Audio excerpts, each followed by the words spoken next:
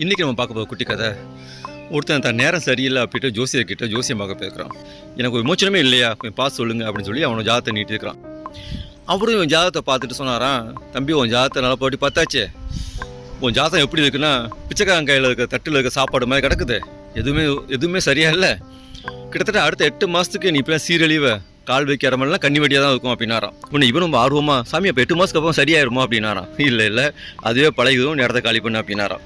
இது ஒரு நகைச்சுவாக சொல்லக்கூடிய கதை தான். ஆனால் இந்த கதை சொல்லக்கூடிய கருத்து என்னென்னா, நம்ம ஒரு விஷயத்தை பழகிக்கிட்டோம் அப்படின்னா அது நம்மளை பாதிக்காமல் இருக்கும். உதாரணத்துக்கு இப்போ நம்ம சாலையில் போகும்போது நிறைய இந்த கால்வாய் பக்கங்கள், சாக்கடை பக்கம், இந்த கூவம் கால்வாய் பக்கத்துலாம் பார்த்திங்கன்னா நிறைய வீடு கட்டி வாழ்ந்துட்டு இருப்பாங்க. நம்ம யோசிப்போம் எப்படி இந்த நாட்டத்தில் வாழ்கிறாங்க அப்படின்னா, அங்கே போய் பார்த்தா தெரியும் அவங்களும் ஒரு நிம்மதியாக சந்தோஷமாக வாழ்ந்துட்டு இருப்பாங்க.